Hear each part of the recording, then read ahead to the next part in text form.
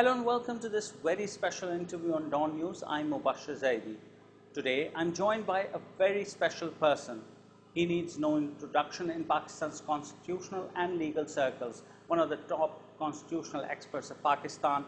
I'm joined by Mr. Sharifuddin Pirzada. Welcome and thank you for talking to us. Very pleased to meet you.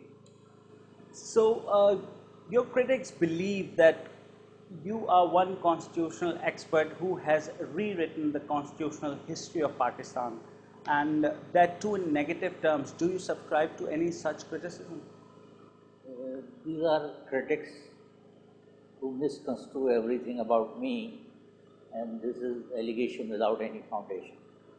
And are you the author of infamous 8th Amendment? When 8th Amendment was enacted, I was Secretary General in Saudi Arabia, in Jeddah. I was not even here, and I had no hand in the 8th Amendment or Article 58 2B. So not even the holy nexus as you were in Saudi Arabia? No, not at all. I was not even here. There was a regular team here, and Mehbul Haq, Haji Saifullah, and Attorney General Munshi. They were the people who were in charge of it. I don't know who drafted and how it was enacted. I cannot say. But then in the Supreme Court as amicus curiae in various constitutional cases, you've been advocating for Article 58 2B as being the safety valve. And that was subsequently when it came and it was enacted. First, a full bench of Sindh High Court presided over by Ajmal Mian, in which Mr. Sayyidul Siddiqui himself was a member of the bench. They upheld the validity of this. Then when the matter went to the Supreme Court, in a couple of cases I was invited to assist the court as amicus. There were 2-3 others, and we said it's a safety valve and let it be there, and they upheld the validity of that. Why is that every political controversy in this country ends up in the court, and the court has to take up all these political cases, and right now it's happening? I wouldn't say they are political cases, because the constitutional issues are involved.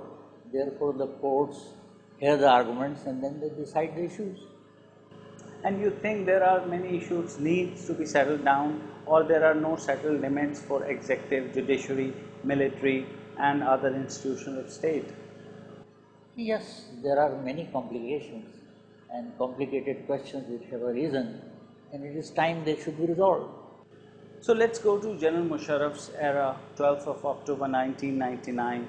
People would like to hear from you that how you were contacted by General Musharraf and how all these offices of chief executive were created, the judges were sent packing, and all this chain of events. Can you, for the benefit of our viewers, recall the chain of events? Well, whatever I recollect is this, that it was probably on the 12th of October that he took over. After that air flight and all the events which took place, then the generals met and they probably decided to take over. At 2 o'clock in the night, I was waiting to hear the announcement on the TV. Generally I sleep between 10:30 and 11, but that day I was keeping awake to follow the news. So at 2 o'clock, a phone call came and it says, General Musharraf is speaking. So I thought it may be a fake call. I don't know whether it is genuine. So I said, what is your phone number? So he gave me the phone number. And then he said that my interview is coming on the TV. Please follow it and then I'll contact you. And immediately when I switched on, his TV interview was coming in, when he gave the reasons for takeover. Thereafter he rang me up and told me that I'm coming and you accompany me to Islamabad. I said, no, I'm going to bed now.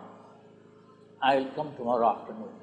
So next day at 4:30, I reached there and we had a meeting with General Musharraf and all the other generals who were with him. And you already knew what he was going to talk to you about? No, I didn't know anything about it. All I had heard on the TV was that they had taken over. But every military dictator chooses a legal expert or a constitutional expert to actually give him or help him in finding way to justify his takeover. Well, his very first martial law and takeover was by General Ayub and Sikandar Mirza. They took 2 outstanding people, Mr. Manzoor Qadir and Mr. Bhutto. So they do it.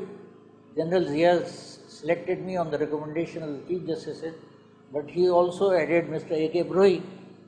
So this time, naturally, I was called, and then Mr. Aziz Munshi was also called. So we were there. And then what happened, you were saying? Well, when first I was called. So when I went there, General Musharraf was there and about half a dozen generals were sitting with me.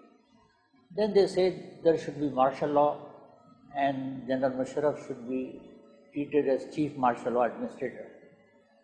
I heard the whole thing, but first I kept quiet and then I told General Musharraf, can I talk to you alone and can we request these generals to withdraw for some time? He requested them, they withdrew, and then I talked to him. I said, things have changed. Martial law will not do. You have to have a civil type of government and you can become something like Chief Executive. He was first surprised, what is Chief Executive? So then I explained to him the constitutional configuration and the background of this. So what I said to him that don't take any decision right now. The decision can be taken tomorrow in the afternoon. Give me some time to draft the thing. I'll come with the working paper and we'll discuss and then you decide. But while discussing this, I told him that you have to retain the present president. He was surprised that I am insisting on the retention of the president. I said for continuity, so that no country may say that there is no continuity in this thing. And he is an ex-judge of the Supreme Court. He will act constitutionally, so let him continue for some time as president. He said, we will decide tomorrow. So I left and then he gave me two experts, stenographers with the modern gadgets. And next day, whole night I prepared the thing. Next day I dictated to him and went to see him at 2 o'clock. So when he saw it, first they said, but there is no reference to any martial law. People will not then follow his dictates or any orders that he will issue. I said, no, they will follow. And as Chief Executive, if you will make any pronouncement or you promulgate any orders, they will be honored. What made you think that the people will accept him as a civilian face when he wasn't? In view of the situation which had developed over previous 2-3 years, people welcomed him. Mohtarama Benazir Bhutto herself welcomed it. Maulana, President of Jamaat Islami, he welcomed it. Then Imran Khan welcomed it. So number of people welcomed it. So you gave him the I gave him the draft, proclamation. And did you charge for it? No, at that time there was no charge for it. Nothing was, you were doing it for the sake of the country? I wouldn't say I did it for the sake of the country. It was just a suggestion from the person who has taken charge of the country and he asked me to draft it and I did the job. But Mr. Pirzada, would you do it for me or for any other person for free who would want actually legal advice? For you, I might do free, but for a person who doesn't deserve to do it freely, I do charge and I charge quite handsomely. There's no problem about that. But this was not an issue where I could charge anything. We'll continue our discussion. We have to take a short break because at that time, once we'll return, we'll discuss him with the current crisis, the judicial crisis that happened and now the new phase of the judiciary. Keep watching DawnNews.